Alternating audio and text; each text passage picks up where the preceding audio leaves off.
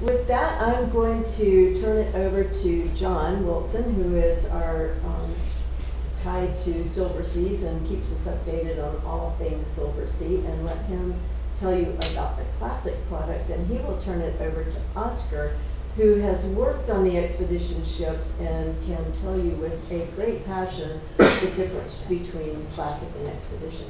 Thank you, gentlemen. Thank you. Thank you.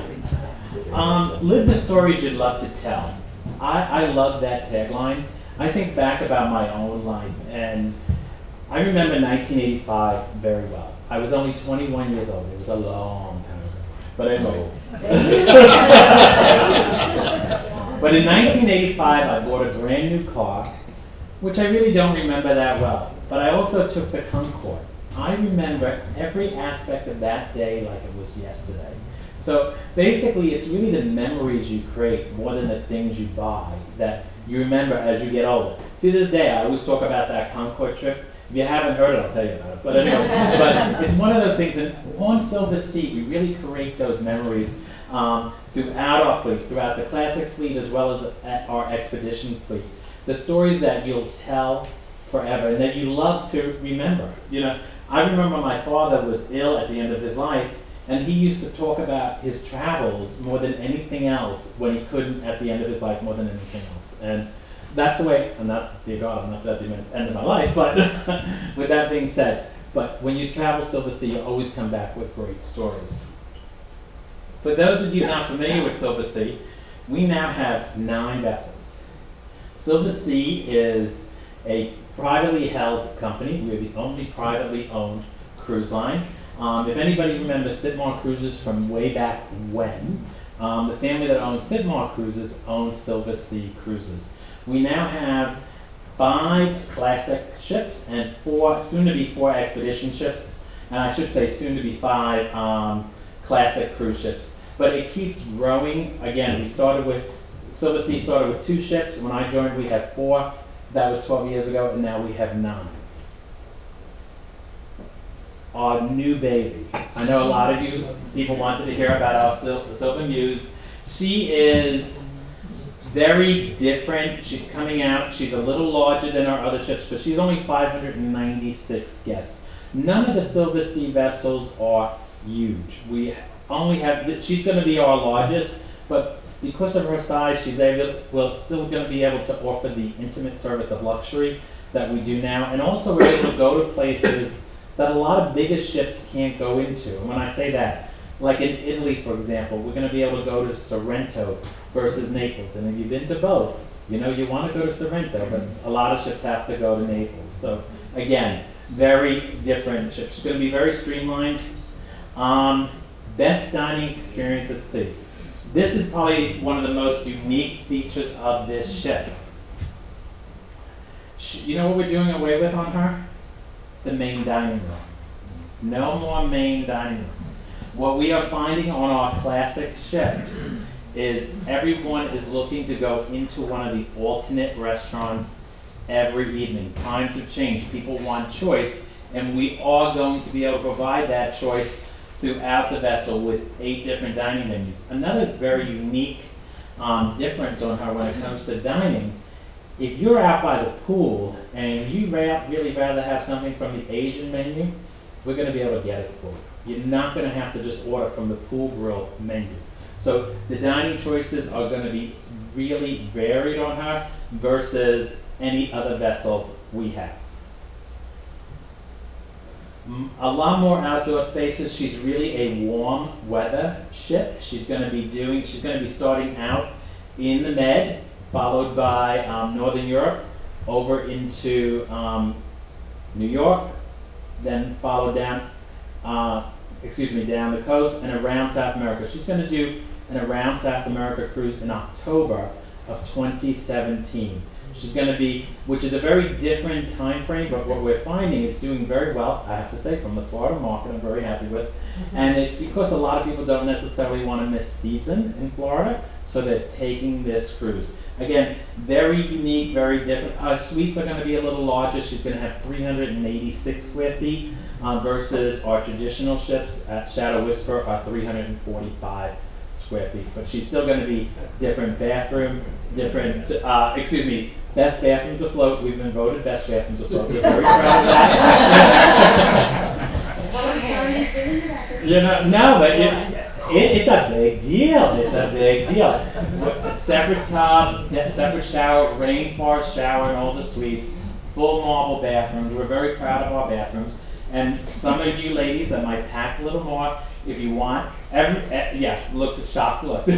Now every suite does have a walk-in closet, but I have to tell you, on the longer cruises, very often, a lot of ladies will request the racks to be put in over the shower, over the tub, and it creates a lot more hanging space for you. Just as an FYI, in case you do bring a lot or buy a lot, we can do that for you, because we do have that as well. About the rest of the fleet, we are doing a $170 million refurbishment at the moment throughout our fleet. Everything is basically getting redone, more or less top to bottom. And I have to tell you, we do this based upon our guests. And we have some very traditional guests that prefer our smaller ships, Silver Cloud, Silverwind. Silverwind just came out of refurbishment, but you know what? We really didn't change a thing. And when I say that, it looks the same as 20 years ago, more or less, but everything is brand new because that's what those guests want. Now, on our larger ships, they want new. Everything is redone. Silver Whispers are World Cruise ships. I have to tell you, the World Cruise guests almost dictate the colors of what we're going to do. The boat goes on board, and we do it as our guests like. So, again, we're keeping extremely up to date. Ships are beautiful.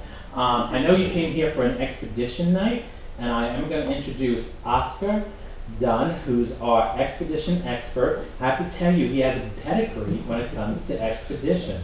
He was born in the Galapagos. So not too many people. He hates the word. He told me he hates the word pedigree, so I have to use it all the time. But he has done a lot of expeditions. I have to say, I did my first expedition last year. I went to the Arctic last year. And the best way to describe me is I'm not an outdoors type. That's just not me. I loved it. And when I say that, I mean we got to see stuff that you would just never see. I mean, from when you stepped off the airplane, the first thing we saw, I should say, first memorable thing, was the Doomsday Vault. Has everybody heard of the Doomsday Vault? Mm-hmm. Okay, some people have. Some people haven't. Those that haven't. Basically, it contains every seed known to mankind in case of global catastrophe. So at that point, we were that far remote in the world, the scientists have deemed it the safest spot on the world in case of global catastrophe. And all I could think of is right now this real estate is real cheap and it's going to be real expensive. So, but with that, I'm going to turn it over to Oscar, and he's going to start. And he is going to talk about our little... he's gonna kill me because I stole his thunder last all time. The time. Okay. Yeah. Goodbye. Thanks. Well, welcome everybody. Yes, John said I'm from Galapagos. I've been with the company, almost 2 years. I was on board the ship for 2 years around the world, and now I was having too much fun on board, so now they moved me to the office. So I'd like to start with this picture because that's expedition for us. It's being in the Arctic, being with all the glaciers, being around wildlife, but at the same time having a good time. If you can see, they're having a glass of champagne, strawberries with chocolate. So yeah, why not? Like you don't have to be cold. It's gonna be cold, but why not? We like to treat our guests like they deserve, with going that extra mile. But at the same time, we are a true expedition. So we can get wet, we can get really rough seas, so that's the same. So it's going to all these places, but without losing the luxury part, without losing the service that Silversea is well known. And this is paper, that's John. Well, I have now. That's I'm sorry. I have to put my 2 cents in. That's to prove that he was in Antarctica. Yes, the Arctic. Now, Sorry, now Arctic. this is what I'm talking about here. Now we are at the foot of a glacier, and it was beautiful to do. And all of a sudden, another zodiac comes up, which they usually don't get that close. And it was the zodiac with the butlers and the chocolate-covered strawberries. I said, now this is my idea of rock. And that's me. Wow. That's a Kimberly. So that's my kind of expedition. That's where? The Kimberly. That's in Australia. Right now we have 3 ships in the expedition. Silver Galapagos, it's 100 guests. She's all year long in Galapagos. Then we have the Silver Explorer. She does Arctic and Antarctic, and in between. So she does all the west coast of Africa, Europe. Then she stays the season in the Arctic. Then she comes down doing the east coast of North America, Panama Canal, and then the west coast of South America, and then she stays in Antarctica. And the Silver discovered that she does the Kimberley, Russia Far East, Indonesia, Polynesia, Melanesia, and the Indian Ocean. And our new baby, like just as the classic fleet will have the Muse, we're gonna have the Silver Cloud. She will be joining on the expedition fleet by November this year. She's in the classic fleet, and she will be going to the expedition fleet in November. I like to divide what we do, and I'm going to show a lot of pictures right now, and most of them are my personal pictures of my experience when I was on board. First of all, we divided into wildlife, so you can see a lot of beautiful wildlife like this. So it's or being in Galapagos with the marine iguanas, or this, it's a polar bear eating a seal. So it's being there at the right moment, being in Seychelles, or where you have more. Here you have more turtles than in Galapagos, and it's part of the Aldabra atoll. Or being in the perfect moment when a whale is breaching in front of Atlasova volcano in Russia Far East. So it's being there, doing all. Yes, as our friends. But I like to say something about this, and I'm very honest. We go to Russia Far East. We visit a lot of small villages, and in one of those islands, it's called Ubud Island, they killed one walrus because of us. We go, and it's how they celebrate our visiting. So that's part of being an expedition, and they are allowed to kill because they use the skin, they use the fat, they use everything. It's not for commercial purpose. They use it because it's part of their cultural activity. Like when I'm from Ecuador, when you go to the highlands, they will kill a pig and they will make a big party with the whole village. It's exactly the same. But we can give that to our guests that they won't have anywhere else. Also, we have the unique bird life. We have beautiful birds like this one. It's Atlantic puffin, where the only place you can find it, it's in North Atlantic or the Arctic. And it's funny because, to be honest, when I started working on board, I'm a dive master, so I like to be in the water. I like all the animals in the water, and I wasn't so friendly with the birds. And I learned, and I'm not so friendly with them because the difference between this puffin and the puffin in Russia Far East, it's this tiny color, the yellow part. So imagine that 1 mile away with binoculars driving a Zodiac. You have no idea which one it is. So, of course, it's quite difficult to know, but there are some people like Malcolm, he's an ornithologist, and he can tell the bird just listening to the sound of it. So, yeah. But he doesn't know squirrels very well. No, so it's amazing. The people we have on board, they have PhDs, they are teachers in universities. Malcolm, for example, he's the director of the Great Barrier Reef in Australia. And on his vacations, he goes on board and he works with us. But he's very well known in Australia. So it's having those people on board and having dinner with them, they are driving the Zodiacs, it's knowing the places we go. Or the blue-footed boobies in Galapagos. Yep. Penguins, of course. We can see millions of penguins in South Georgia and in Antarctica. or the red-footed, or the frigate birds. We have in Galapagos, and also we have in Seychelles in our Indian Ocean voyages. And for me, this is the best part, the epic scenery, all the places we go. Beautiful places going on the Zodiac around icebergs, or being in the Kimberley. In fact, that's me. I can prove that. That's me, that's my hair. But yeah, we go to all these places, and the only way you can get to all these places is by Zodiac, it's by water. Sometimes we use the ship to go around big glaciers, like this in the Arctic. We're walking around a lava field in Santiago, in Galapagos Island. Now our new destination is Bangladesh. We went this year the first time. We're gonna go next year, and it's an amazing experience as well. Well, I wasn't on board. I was already working, so I couldn't go. But they sent me this picture, so it was from the photographer. Or seeing a sunset in this place that it's called Kodak Bay, well known because of the Kodak cameras, and it's perfect for the picture. We can go also air in a helicopter to see the rivers in this Hunter River in the Kimberley, or walk around the beach in Indonesia, in one of those beautiful coral atolls in the middle of nowhere with blue sea and beautiful places. Or walk around the rim of an erupting volcano in Vanuatu, in Tana. It's in the Indian Ocean. So it's a little bit of everything. You can do a little bit of everything. The other part is the remote cultures we go. We go to these amazing places that sometimes it's a desert island, and sometimes there are people living there. This Darien jungle in between Panama and Colombia, it's a tribe that it hasn't been touched with people. They only accept 300 visitors per year.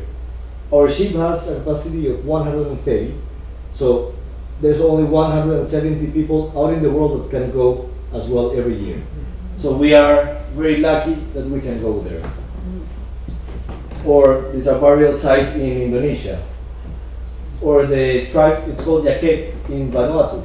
All that part, Vanuatu, New Caledonia, Norfolk, Papua New Guinea, it's rich of people. It's a lot of tribes, a lot of small villages, and a lot of cultural activities. So it's beautiful going there. Sometimes you have an island that it's totally empty, and sometimes you have an island that in each beach or in each landing site, it's a different tribe and a different colors, I would say. This Russia Far East, also it's the witch woman of the town, of the village, or this is Bangladesh, it's walking in Bangladesh. This is in Rabaul, in Papua New Guinea, and West New Guinea, sorry, and we go there, we stay overnight in our ship so we can go to see the banging dancing fire. Or in Santa Ana, the Solomon Islands, in the Solomon Islands, sorry, in Santa Ana, it's a madmen war, the warriors. So we go there and they receive us like they were doing before. Like in long time ago, they were having the same kind of activity with the new people that were arriving to those places. Or going to the Asmat region, where the only ship that goes to the Asmat region, and this tribe was cannibals until the 50s or 60s, last decade. No, sorry, last century. And yeah, they receive us in their warriors, in their canoes, they come with us, and then we can go to the town, we can see the wood carvings that they have, and a lot of people they do some shopping there. But yeah, it's things that it's amazing. Some of them they told me they come back here and the same wooden carving that they can buy for $10, here they sell it for $5,000. But yeah, it's amazing going to all these places that nobody goes there. I like to put this picture because this is the Kimberley. It's exactly where the picture was taken, my picture. It's a waterfall right there. It's a waterfall, and the picture was taken there. But this is our request. And as you can see, it's a wide range of ages, a wide range of fitness in everybody. They are not, you can see they're not that sport, they're not active, but they can do everything. So and I have one guest, when I was on board, he was 95 years old, and he did everything in Antarctica. So I think it's the age you take it inside. If you want to go, if you want to do something, you can do everything.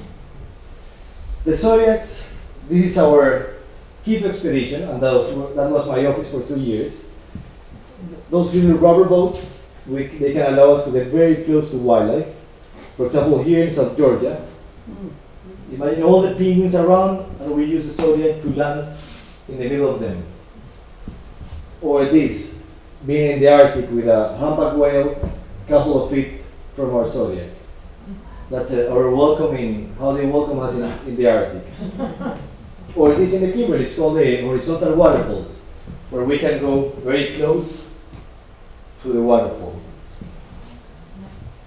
Or this also the Kimberley, it's called the Montgomery Reef, where the tide changes so much and so fast, the tide drops, so in the middle of the ocean, a coral reef starts emerging, and it's 150 square miles of coral reef that nobody knows, but it's there, it's underwater. So you can see when it starts emerging, and we are there with our Zodiacs. So that gets really, we can get really close to wildlife. Or the Arctic with the polar bears. Galapagos, shallow waterways, the only way you can get them is by Zodiac. And sometimes we have stowaways. This is a penguin. He was escaping from a killer whale, and then he jumped into the Zodiac. And of course, I think he was more scared of us than of the killer whale. So he walked to the front of the Zodiac and stayed there. Until then, we went to a rock, and he jumped to a rock, and he was safe. But remember, at the end of the day, we are there to have fun. So we can go with this. Also the Kimberleys, we go under the waterfalls, we have fun, and that's all about. It's going to these places, but having fun. A day, I'm going to talk about pretty much what we do in a day. And yes, we start very early in the morning. I like to say that because sometimes it's very, very early in the morning. We are going to these places. I imagine if you go with us, you don't want to go and sleep. You want to, everything is outside, everything is experience. It's walking, it's going outside, it's knowing all these places. And normally we have between 3 to 5 landings per day. It depends the place. But as I told you, our ships are quite small. So the experience we want you to have, it's outside. We don't have casinos, we don't have big productions on board, everything is outside. We have Zodiacs, we have experts that they know everything about being outside. So we start early in the morning. Normally we do this embarkation between 8 to 10 guests per Zodiac. And in this picture you can see 1, 2, 3, and 4 crew members helping only one guest. That's what we are special. We have our ratios pretty much 1 to 1. One guest to 1 crew members. We can offer these kind of things. That's the reason we are very good doing what we do. So we are always and we offer a lot of activities because of that. We can offer all kind of activities for everybody. For this is Antarctica. It's a little bit, the sea is a little bit calmer, so you have 1, 2, and 3 staff members helping the guests. So there's always one hand for our guests. Then we go to the landing site. It's a short drive normally. And we offer dry landings, where it's a dry place, or wet landing. That was on Fernandina Island. I just have to tell them because we are in Fernandina. Yep, I had to go there. No. And where is this? Can't do it all. Or this in South Georgia, in Antarctica. But yeah, the water is freezing, but we can get into the water, grab the Zodiac outside into a beach, but you'll still have a little bit of water, so you need boots for Antarctica. But yeah, that's what we call dry landing in Antarctica. Of course, dry landings in Galapagos are nice. It's warm, it's hot outside, so you want to get a little bit wet. Then we offer, as I told you, we have the largest staff members on board or on the expedition fleet. So we offer long hikes, normally 2, 3, 4, 5 miles. It depends where we are, and it depends the activity that our guests want. But for example, in South Georgia, we offer the Shackleton Walk. It's a 5-mile walk from one point to the other. Of course, if they want to do it. It's not that everybody. The ones that they don't want to do that, they can do a beachcombing. They can walk only to the penguins, to a penguin colony, and they can go back. But we offer all kinds of activities. short walk where it's more interpretation and less walk. Beachcombing, like this in Galapagos. A naturalist will be with you explaining a bit of everything and doing all the talk about what they see.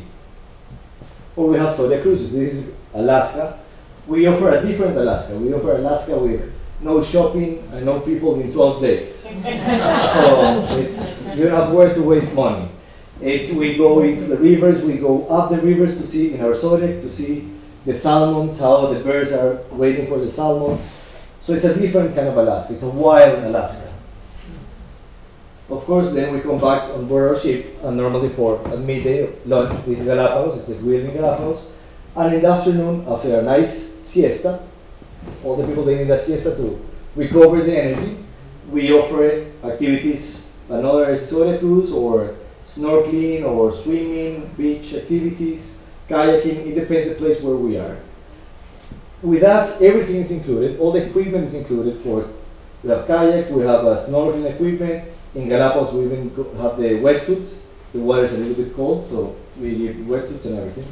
And the parkas, for the polar regions, we also give the parkas to our guests, and it's all inclusive. That's Galapagos kayaking.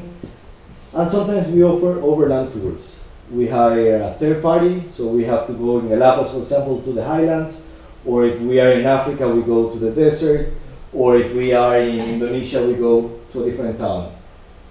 Remember, everything is included, all the excursions are included, nothing you have to pay. As I like to say, you can forget your wallet here. You just take your passport and that's it. You don't need anything else. We go to places like this in Ghana. You can do anything in this pier. You have to go very deep inside. Or in Namibia, where we offer a Bedouin tent and a coffee and a tea or something, some snacks in the middle of the desert. And then we come back on board the ship in the afternoon normally, and we have a recap and briefing where the expedition leader will go to the stage and we'll talk about the activities for next day. So you can ask everything you can ask to him, or he will talk about something that happened that day. If you saw an animal or if there's something special, and of course what's going to happen next day, at what time you have to wake up, or the activities that you can go. After that, the best part of the day, a nice dinner. That's the best part that's one of the things we are good as well. That's called Hot Rocks, or the Grill. It's our signature restaurant, and it's outside by the pool normally, where they serve you the food in a lava stone, very hot, so you can finish cooking in front of you. And we have that kind of restaurant all across our fleet, classic and expedition. And everybody goes there. It's amazing. It's very nice. But also we have the normal restaurant or a normal dining option inside in a very nice way. In expedition, there's a little bit difference from the classic fleet. The dress code is very, very casual. It's very sport. It's jeans or some dockers and shirt or a polar t-shirt, collar t-shirt, and that's it. The only thing we highly recommend is no shorts after 6 p.m. The rest, it's whatever you want, but no ties, no suits, nothing like that. Very relaxed. If you wear a tie, you're going to make us wear a tie, so then we're in trouble. Our ships, on the Silversea Explorer, she's 1A ice class, as you can see. Normally we go into the ice. It depends where we are. If we're in Antarctica, we go into the ice, we drop the ladder on one side, stairs, and then people kind of walk around. Of course, they first send us to see that the ice is very thick. We jump, and if nothing happens, then everybody can always like that. Those are our suites. The largest suite in the industry, in the expedition industry. All of them, they have ocean view and verandas. They are all inclusive, and they have all of them, they have a butler outside, so they can do whatever. You can ask them everything what you want. And the public areas, the restaurant, that's the observation lounge, the bar that normally the first 3 days it's full, and the fourth day it's totally empty because everybody wants to sleep. The first days they're like, okay, no, I can wake up tomorrow, don't worry. After the second day, I don't know, I'll go to sleep after dinner because I have to wake up at 6 a.m. tomorrow. And then the theater where we have all the our expedition staff, they do lectures, so they will talk about specific items or subjects. Silver Galapagos, it's all year long in Galapagos, and those are the suites. As you can see, it's different colors. It's kind of a little bit more modern, the ship, and they have all of them. They have ocean view, no inside suites, and some with verandas. The biggest suites in the industry as well, in Galapagos. And these are the public areas, the Explorer Lounge, well, this is the spa and the gym, the outside grill and the inside restaurant. And then we have the Silver Discoverer. As I like to say, this is our bucket list ship. She's in Asia, Indonesia, Polynesia, Micronesia. She does all these amazing she goes to all these amazing places, Russia, Far East, Indian Ocean, Seychelles, Maldives. And these are the suites. So this all the suites, they have ocean view, they have some portholes, but verandas, and they're very nice size. And the Explorer Lounge, they have it was the dining room, but now it changed. The daily room, it's not like that anymore. They have the restaurant, and it has a small pool on the back. And then, what I like to talk about is our new babe. She's the Silver Cloud. She was in the classic fleet, so she was built for the classic fleet, a big ship, for 296. But we will only carry 200 passengers or guests when she's doing Arctic and Antarctic, and 260 when she's going in between. She's going to be 1C ice class, and she will start November this year. It's going to be a refurbishment of more than $60 million. So right now, on papers, it's 60 million, and they haven't touched it yet. So when they start opening the ship, they will find out that it's a little bit more. It's not like redoing a house. Yeah, exactly. They start when they open, well, at least when they open the hole, they're gonna see that they have to change a lot of things. So yeah, it's totally new. They're gonna redone it completely. New suites, bigger suites. They were putting 2 suites, making 1, so there's less people but bigger spaces. And this is how it's gonna look like. It's beautiful suites, verandas. 80% of them they have verandas. And all the suites with verandas from Silver Suite onwards, they will have the bed right by the veranda. So pretty much you're gonna wake up and you're gonna see outside all wildlife and all the. It depends where you are, but yes, you want to be. That's a walk-in closet, and the outside part. Then medallion suite, bigger suites starting in 300 square feet up to 600. The biggest it's owner 6. The owner is 6. Well, the grands are actually bigger. The grands are actually about 1,000. Oh, 1,000 suites, yeah, 1,000 square feet. That's the owner suite, and that's the grand suite. So yeah, it's big suites, as you can see. It's going to be totally redone. This was the gym, and now it's going to be the observation lounge. It's going to be in the front part of the ship. So pretty much when you go into a port, we go with this ship. One of the voyages is going in London into the Thames River under the Tower Bridge. So imagine entering London, but being there, like watching everything. That's a restaurant, completely fit. We're gonna keep a small gym just in case somebody wants to go. I don't know why, but yeah. And Why if not? you go early or late, you'll meet crew members too. Yeah. The theater, and this is gonna be, I think it's one of this and one more. It's the secret of this ship. When she was built, it had the biggest theater in the industry for this amount of this capacity. It's very comfortable, very big. And what we're going to do is totally refit it, and we're going to broadcast all the lectures. They can see. If you don't want to get dressed and go to the theater, you can watch all the lecture in your suite. So it's going to be very nice. The panorama lounge, and this is your part, the mud room. It's going to be right by the side, so when you get on board the ship, you leave your boots, you leave your parkas and everything there, and then you'll take your normal shoes. You have a locker and then walk inside. we don't want in a new ship all the penguin poop around.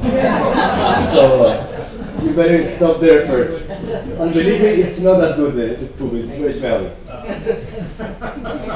Sorry, John. I was not supposed to say that word. It's true. What's smelly? Yeah, smelly.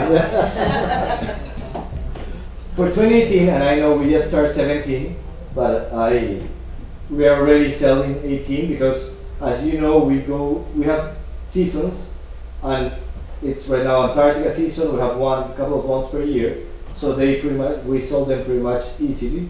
Galapagos is the only place we are all year long, so it can be sold with only 6 months before.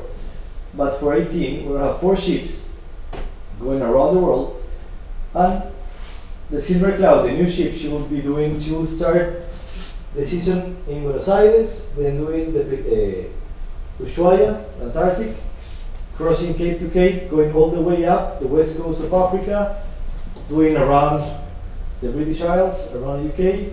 She will stop in London 2 times, and then she will be doing the Arctic season. This is from June till August, crossing Iceland, Reykjavik, the west part of the Northern Passage, and then, the east part of the Northern Passage, then down North America, Santiago de Cuba. We are still in, you can say at University of Santiago de Cuba. But yeah, we're trying to get the permits to go to Cuba, then Panama Channel, and then all the west coast of South America and back to Ushuaia. The Silver Explorer, once she's done in the Antarctica, she will be doing all the west coast of South America and North America. And this part for me, it's something I've done twice, but it's the best part, Russia Far East. It's one of those places that nobody knows it. It has been closed for the last, they reopened to the public 10 years ago. The only way you can go is either with us, or in a Russian cargo ship, pretty much, converted into tourists. So it's not nice. But it's beautiful. It's amazing things. Like, it's totally untouched, and it's very, very nice place. And then, as I told you, Discover, it's our bucket list ship, as you can imagine. So she goes to the Kimberley, between Broome and Darwin, and then she goes around all the way up to Japan. We are in Japan for the cherry blossom season. Then we go down Ho Chi Minh City, but it's a different way of going to all these places, to Hong Kong, Vietnam, Phuket. It's not just going as a tourist ship. It's the activities that we offer. We offer Ho Chi Minh City by motorcycle, or we offer Phuket in tuk-tuks. So it's different activities, and everything's included. Then we go to Colombo, Male, Mahe, Seychelles, Port Louis, and we finish the year in Tema, in Accra. So it's beautiful places that, the only way you can go, it's by ship. And we use a ship, I like to say, more an expedition, more than a cruise company. We are an expedition company using the ship as a floating hotel. And then we have Galapagos, that's all year long. And we start in San Cristobal and then in Baltra, the north central and the western. We start in Baltra and finish in San Cristobal. So if you want to do back-to-back or 14 days, you don't repeat any island. You can go all the way and you won't repeat any island again. And pretty much, that's it. I don't know if you have any questions. Do you have any